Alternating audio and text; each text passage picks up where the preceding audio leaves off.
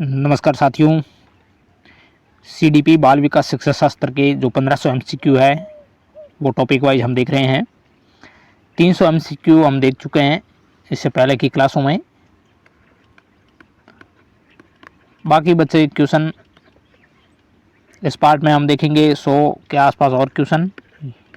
धीरे धीरे हम, जब तक आपका एग्ज़ाम ना हो, आपका रिवीजन हो जाएगा साइकोलॉजी का। 301वां क्वेश्चन है आज का पहला क्वेश्चन। बेहतरीन क्वेश्चन है कि व्यक्ति की संवेदना और अभिव्यक्ति जानने की सबसे उपयुक्त विधि कौन सी है। व्यक्ति की संवेदना और अभिव्यक्ति इन दोनों को जानना है तो सबसे उपयुक्त विधि कौन सी होगी, ये सवाल है। वो मित्रों साक्षात्कार विधि यानी इंटरव्यू मेथड है। वो व्यक्ति की संवेदना और अभिव्यक्ति जानने की सबसे महत्वपूर्ण विधि मानी जाएगी। नेक्स्ट सवाल है, प्रथम मनोवैज्ञानिक प्रयोगशाला जर्मनी में कब स्थापित हुई थी। 1879 में हुई थी। जर्मनी का लिप्जिंग शहर और विलियम वुंड द्वारा स्थापित की गई। अगला सवाल है, शिक्षा मनोविज्ञान वर्तमान में अपने किस स्वरूप में है। शिक्षा मनोविज्ञान वर्तमान में अपने शस्त्रावस्था स्वरूप में है।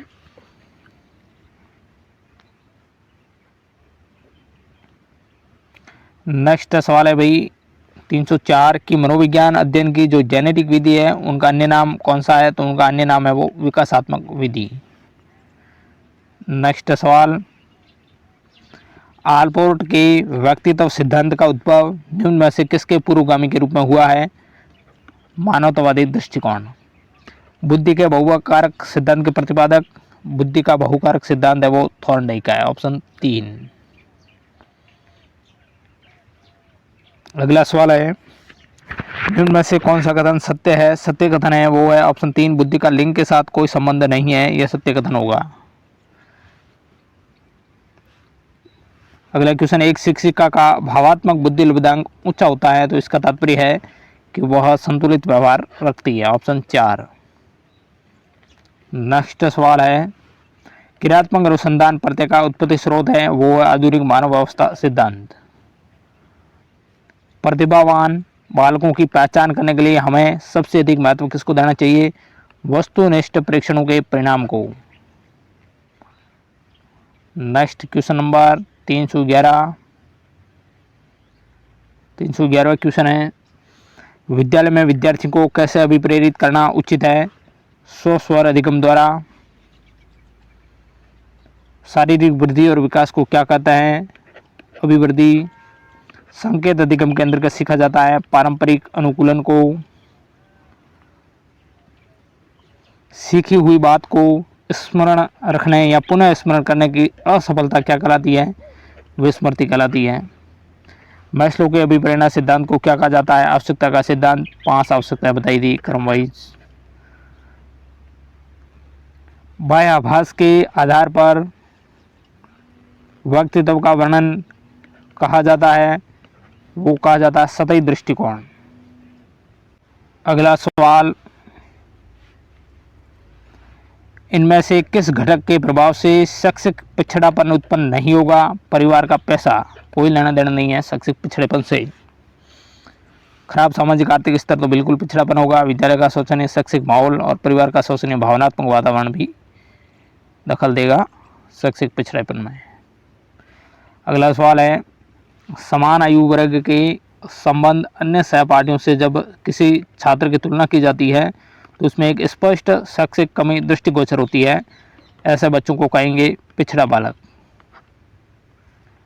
नेक्स्ट सवाल है, जब मानव शरीर के एक भाग को दिए गए प्रशिक्षण का अंतरण दूसरे भाग में हो जाता है तो इसको कहेंगे द्विपार्श्विक अंतरण। विकास के परिणाम स्वरूप नवीन विशेषताएं और नवीन योग्यताएं प्रकट होती हैं, ये कथन है श्रीमती हरलॉक का, ऑप्शन 2 आएगा। हरलॉक ने क्या कहा था, नवीन विशेषताएं और नवीन योग्यताएं प्रकट होगी विकास के परिणाम स्वरूप। नेक्स्ट सवाल है, श्याम पट्ट को शिक्षण सामग्री के किस समूह के अंतर्गत किया जा सकता है। दृश्य साधन के अंतर्गत श्यामपट्ट आएगा। असंगठित घर से आने वाला बच्चा सबसे अधिक कठिनाई का अनुभव करेगा स्वतंत्र अध्ययन में। मूल प्रवृत्तियों को 14 प्रकार से किसने वर्गीकृत किया था? मैकडूगल ने। स्वयं पहले उत्पन्न होता है, फिर मूल प्रवृत्तियां उत्पन्न होती है। अगला सवाल है, विद्यार्थियों में प्रत्यय विकास का निर्माण के लिए शिक्षक को क्या करना चाहिए? इन सभी पर बल देना चाहिए। शिक्षण विधि सरल से जटिल की ओर होनी चाहिए। विद्यार्थी को व्यापक अनुभव का अवसर प्रदान करना चाहिए और विद्यार्थी को निर्मित प्रत्ययों के अंतरण का भी अवसर देना चाहिए। बेहतरीन क्वेश्चन।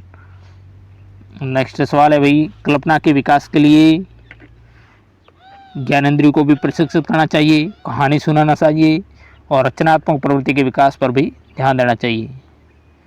नेक्स्ट सवाल है, थ्रस्टन और लिकर्टन निम्न में किसके मापन से संबंधित है? इन दोनों का संबंध है वो अभिवर्ती मापन से है।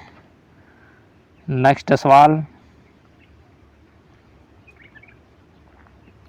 327 क्वेश्चन है, निम्न में से कौन सा लक्षण किसी मापक उपकरण के लिए सर्वाधिक वांछनीय है? तो वो है विश्वसनीयता। निम्न में से कौन शिक्षण कुशलता से संबंधित है? तो ये सभी श्यामपट्ट पर लिखना, प्रश्नों को हल करना, प्रश्न पूछना। नेक्स्ट सवाल है, वातावरण वह बाहरी शक्ति है जो हमें प्रभावित करती है। ये किसने कहा था? रोस ने, और ये सवाल 2015 रीट में आया था। बेहतरीन क्वेश्चन। निम्न में से कौन सा बाल विकास का एक सिद्धांत है? इनमें से तो सभी विकास और अधिगम एक समान गति से आगे बढ़ते हैं। बाल विकास का एक सिद्धांत नहीं है, एक समान गति से आगे बढ़ना ये सिद्धांत नहीं होगा। सभी विकास एक क्रम का पालन करते हैं। विकास के सभी क्षेत्र महत्वपूर्ण हैं और सभी विकास परिपक्व और अनुभव के अंतःक्रिया का परिणाम होते हैं। तो बाल विकास के संबंध में यह सत्य कथन हो गया। अगला सवाल है, बेहतरीन क्वेश्चन आ रहा है भाई, स्मृति का हेबिंगहास के साथ वही संबंध है जो बुद्धि परीक्षण का बीने के साथ। अगला सवाल है, निम्न सिद्धांतों में से कौन बच्चे के बौद्धिक विकास के 4 चरणों संवेदी चालक, पूर्व परिचालन, सुदृढ़ परिचालन और औपचारिक परिचालन को चिन्हित करता है? तो वो जीन पियाजे का संज्ञानात्मक विकास सिद्धांत की यह अवस्थाएं हैं। अधिगम अंतरण का थॉर्नडाइक सिद्धांत का अन्य नाम है अनुरूप तत्वों का सिद्धांत। नेक्स्ट सवाल, बेहतरीन सवाल आ रहा है भाई, 140 से अधिक बुद्धि वाले बच्चों को किस श्रेणी में आप रखोगे? तो वह प्रतिभाशाली कहलाएंगे। कोर्ट लेविन के अनुसार समूह में जो परिवर्तन होते हैं उन्हें क्या कहा जाता है? उनको मित्रों गतिशीलता कहते हैं। रिक्त स्थान मस्तिष्क की संरचना और कृत्यों में विभेद का परिणाम होता है। रीट में आया हुआ सवाल डिस्लेक्सिया। अध्यापन के समय अध्यापक को निम्न में से किसका सर्वाधिक ध्यान रखना चाहिए? व्यक्ति की विभिन्नताओं का ध्यान रखना चाहिए। उपलब्धि भी प्रेरणा है वो है चुनौतीपूर्ण कार्य करने पर डटे रहने की प्रवृत्ति। मानव विकास मात्रात्मक भी है और गुणात्मक भी है। मानसिक स्वास्थ्य विज्ञान का प्रमुख उद्देश्य क्या है? बालक के मानसिक स्वास्थ्य की रक्षा करना और कुसमायोजन का निराकरण करना। ये दोनों बेहतरीन क्वेश्चन मित्रों बाल विकास के रीट लेवल 1 और रीट लेवल 2 दोनों के लिए इंपॉर्टेंट क्वेश्चन। क्लास को अंत तक जरूर देखें। दबाव को कम करने और परीक्षाओं में सफलता के लिए आवश्यक क्या है? कम अवधि की परीक्षाओं में अंतरण। सबसे अधिक गहन और जटिल समाजीकरण कौन सा कहलाएगा? वो कहलाएगा किशोर अवस्था के दौरान हुआ समाजीकरण। पियाजे के अनुसार विकास की पहली अवस्था जन्म से लगभग 2 वर्ष आयु के दौरान बच्चा रिक्त स्थान सबसे बेहतर सीखता है। कैसे भाई बेहतर सीखता है?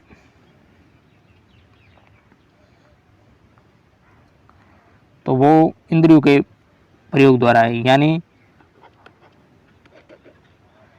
पहली अवस्था इंद्रिय जनित अवस्था भी है, इसलिए इंद्रियों का प्रयोग ज़्यादा करेगा शिशु। रॉर्सचाक परीक्षण के बारे में निम्न में से कौन सा कथन सत्य नहीं है? रॉर्सचाक परीक्षण व्यक्तित्व के संपूर्ण रूप में नैदानिक जांच करता है, यह सत्य नहीं है। रॉर्सचाक परीक्षण एक अभिकृत्यात्मक प्रकार का प्रक्षेपी परीक्षण है, बिल्कुल सही है। और ये व्यक्तित्व के बौद्धिक और अबौद्धिक दोनों ही प्रकार के शील गुणों का मापन भी करता है। इसका मूलभूत प्रयोजन है वो व्यक्तित्व की अंतर्वस्तु जैसे प्रणोदन, आवश्यकता, स्वर कल्पना, कुंठाओं इनको उजागर करता है। कार्ल रोजर्स के अनुसार कुसमायोजन का आधार है वास्तविक स्व और आदर्श स्व के मध्य असंतुलन, तो वो कुसमायोजित हो जाएंगे। इनके मध्य असंतुलित यह शब्द आएगा, असंतुलन कुसमायोजन का शिकार बनाता है। वास्तविक स्व और आदर्श स्व के मध्य, यानी वास्तविक तो हो गया अहम और आदर्श स्व हो गया वो हो गया परायम। इन दोनों के बीच असंतुलनता यानी बैलेंस नहीं होना तो कुसमायोजन का आधार होगा कार्ल रोजर्स के अनुसार।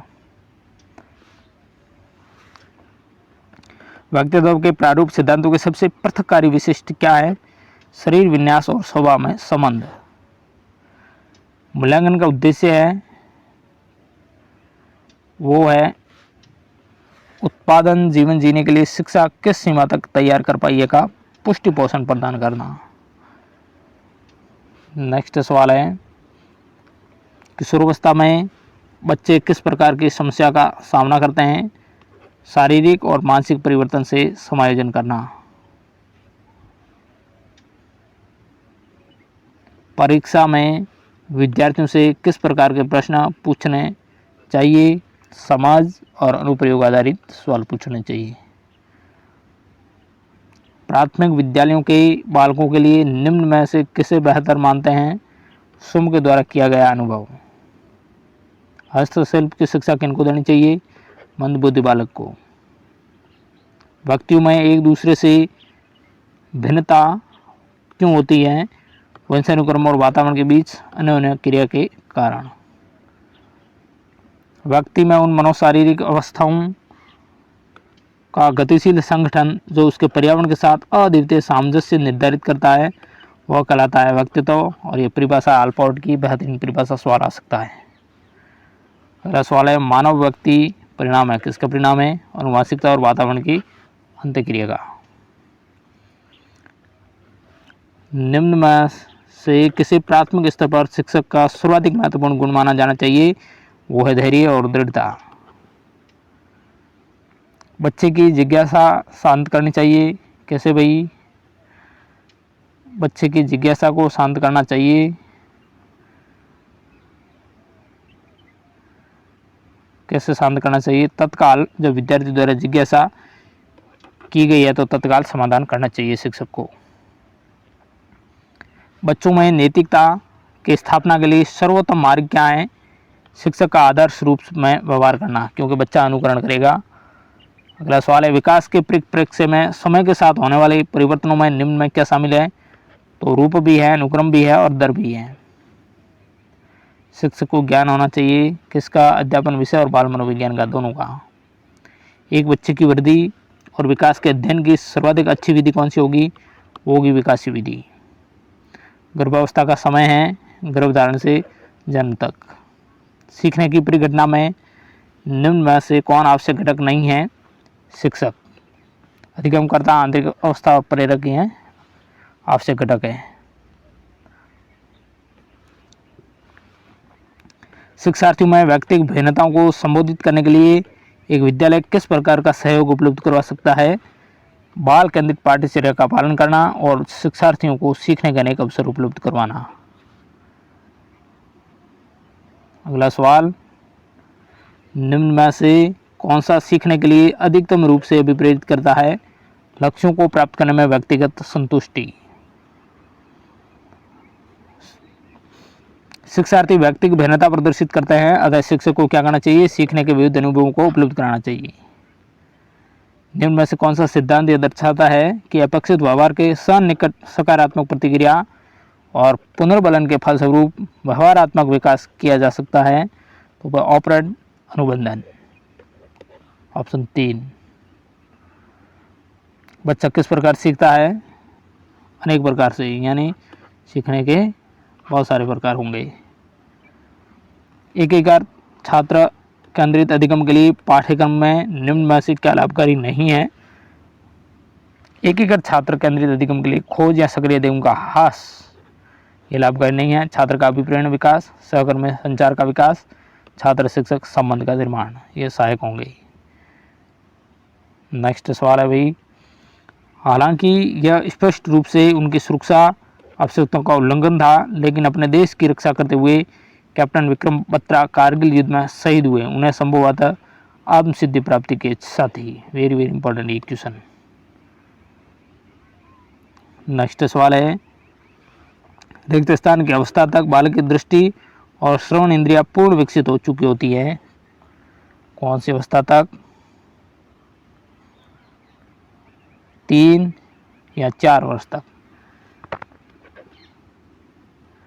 सामान्य और विशिष्ट कारक का सिद्धांत प्रतिपादित किया था स्पीयरमैन ने। बुद्धि का सामान्य और विशिष्ट कारक जी और एस।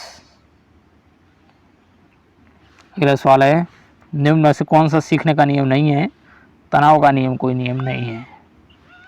निम्न में से कौन सीखने के गेस्टाल्ट सिद्धांत से संबंधित है? कॉलर। मूल्यांकन प्रक्रिया का सोपान है, तो ये सभी उद्देश्य का निर्धारण, उद्देश्य की प्राप्ति के लिए अध्ययन अध्यापन क्रियाओं का निर्धारण, मूल्यांकन की प्रविधियों का चयन और निर्माण। शिक्षक द्वारा कक्षा में डांट पड़ने पर छात्र यदि घर आकर अपनी छोटी बहन पर गुस्सा जाहिर करता है तो यह किसका उदाहरण बनता है? विस्थापन का। अल्बर्ट बांडुरा निम्न में से किस सिद्धांत से संबंधित है? सामाजिक अधिगम सिद्धांत से। व्यक्ति विकास की अवस्था है अधिगम और वृद्धि। शिक्षण को अधिगम में कैसे बदला जा सकता है? शिक्षण को अधिगम में कैसे बदला जा सकता है? बाल केंद्रित शिक्षा शास्त्र को अपनाकर। किस स्थिति पर बच्चे ये जाने कि नियमक को आपात स्थिति में तोड़ा जा सकता है? स्वायत्ता किशोरावस्था में। नियमों को आपात स्थिति में तोड़ा जा सकता है, तो स्वायत्ता यानी स्वतंत्रता चाहते किशोरावस्था, तो उन नियमों को तोड़ भी सकते हैं। बुद्धि का जो पदानुक्रमिक सिद्धांत है उसका प्रतिपादन बर्ट व वॉरेन ने किया था। बुद्धि के त्रिआयामी सिद्धांत के प्रवर्तक है वो गिलफोर्ड। बात इन क्वेश्चन, निम्न कथनों में से कौन निष्पादन परीक्षण का सबसे सही वर्णन करता है? यह एक विशेष योग्यता परीक्षण है। एक अभिभावक आपसे विद्यालय में मिलने के लिए कभी नहीं आता है तो आप क्या करेंगे? आप स्वयं उनसे मिलने जाएंगे, आपको मिलने जाना है। समायोजन की विधियाँ हैं, दोनों हैं कुंठा और संघर्ष से।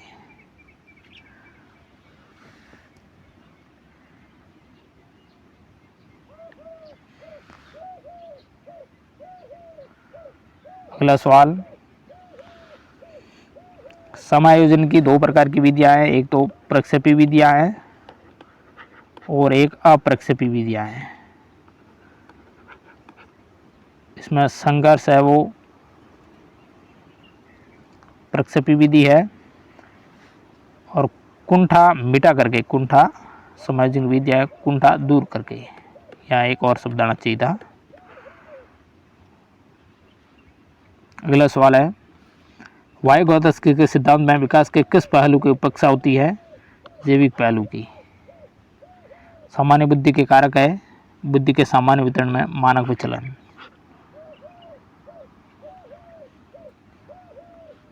नेक्स्ट है सवाल नंबर 387, व्यक्ति की भिन्नता के मिलन के संबंध में एक अध्यापक की भूमिका होनी चाहिए। व्यक्ति के दृष्टिकोण, अभिरुचि और योग्यता को जानने का प्रयास और व्यक्ति आधारित पाठ्यक्रमों को उनकी आवश्यकता के अनुसार जानने की कोशिश करना। अगला सवाल है भाई, बेहतरीन क्वेश्चन, एक अध्यापक विद्यार्थियों को अलग अलग प्रकार के कार्य प्रदान करता है। वह विश्वास करता है कि विद्यार्थियों में व्यक्तिगत भिन्नता होती है। नेक्स्ट सवाल है, निम्न में से कौन सी प्रतिभावान विद्यार्थियों के लिए सबसे उचित गतिविधि है? दी गई अवधारणाओं पर एक मौलिक नाटक लिखना। अगला सवाल है, बोलने को प्रभावित करने वाले गतिक विकार को क्या कहा जाता है? अप्रक्रिया कहा जाता है, उनको अप्रक्रिया कहा जाता है। बेहतरीन क्वेश्चन ये। कार्य को आरंभ करने, जारी रखने और नियमित करने की प्रक्रिया है वो क्या है? प्रेरणा। शिष्य अवस्था की विशेषता नहीं है नैतिकता का होना, दूसरों पर निर्भरता होती है, शारीरिक विकास की तीव्रता और मानसिक विकास में तीव्रता, लेकिन नैतिकता नहीं होती है। ध्यान आकर्षित होने में रिक्त स्थान की प्रमुख भूमिका है उद्दीपन की तीव्रता की। नेक्स्ट सवाल, वे स्मृति को कम करने का उपाय क्या है? पाठ की पुनरावृत्ति करो। सम्मिलित करना है। एक तत्व का सिद्धांत किनका? बहु तत्व का सिद्धांत, समूह तत्व का सिद्धांत और त्रिआयामी का सिद्धांत, ये किनका है? एक तत्व का सिद्धांत अल्बर्ट बीने का है, 2 में जाएगा। बहु तत्व का सिद्धांत है वो थॉर्नडाइक का है और समूह तत्व है वो है थ्रस्टन का और त्रिआयामी सिद्धांत है वो गिलफोर्ड का। यानी 2 3 2 3 4 1 2 3 4 1।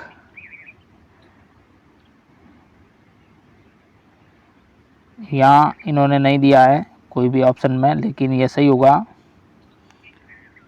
अगला सवाल 396वां क्वेश्चन है, जो विद्यालय आधारित आंकलन के अंतर्गत कार्य करते हैं व्यवस्था के लिए स्वामित्व की भावना रखते हैं। अगला सवाल है, गार्डनर का बहुबुद्धि सिद्धांत के अनुसार वह कारक जो एक व्यक्ति के आत्मबोध में सबसे अधिक योगदान देता है तो वो हो सकता है अंतर्वैयक्तिक कारक। आत्मबोध में यानी खुद का ध्यान रखता है तो वो अंतर्वैयक्तिक होगा, दूसरों का ध्यान रखता है वो अंतरायिक। ध्यान रखना अंत अंतरा इनमें फर्क होता है। कॉलबर्ग के सिद्धांत की मुख्य आलोचना क्या है? कॉलबर्ग ने पुरुषों और महिलाओं के नैतिक तर्क में सांस्कृतिक विभिन्नताओं को ध्यान में नहीं रखा था। अगला सवाल 399वां क्वेश्चन, सवाल है भाई कि प्रत्येक शिक्षार्थी अपने आप में अद्वितीय है, तो इसका अर्थ क्या है? किसी भी 2 शिक्षार्थियों की योग्यता, रुचि और प्रतिभा है वो समान नहीं होती, इसलिए अद्वितीय अपने आप में। 400वां और आज का अंतिम क्वेश्चन, कक्षा के विद्यार्थियों को अधिगम के लिए प्रेरित करने हेतु किस युक्ति का अनुप्रयोग आप नहीं करते हैं? उनकी अत्यधिक प्रशंसा करना, यह उनको अधिगम के लिए प्रेरित नहीं करता है और कॉन्फिडेंस आ जाता है फिर तो। छात्रों में स्वस्थ प्रतिस्पर्धा स्थापित करना, बिल्कुल सही। आत्मगौरव की अनुभूति भी कराना और गतिविधि आधारित शिक्षण अधिगम विधियों का अनुप्रयोग करना। तो मित्रों, आज हमने 415 में से 400 क्वेश्चन इस क्लास तक कंप्लीट हो चुके हैं। 3 पार्ट पहले अपलोड हो चुके हैं, ये चौथा पार्ट था। फिर नेक्स्ट हम देखेंगे 400 के आगे क्वेश्चन। आज 100 MCQ का डिस्कस किया, बेहतरीन ये क्वेश्चन टॉपिक वाइज हम देख रहे हैं। CDP के लेवल 1 और लेवल 2 दोनों के लिए इंपॉर्टेंट। क्लास अच्छी लगी तो लाइक करना, चैनल पर नए तो सब्सक्राइब करें। Thank you very much.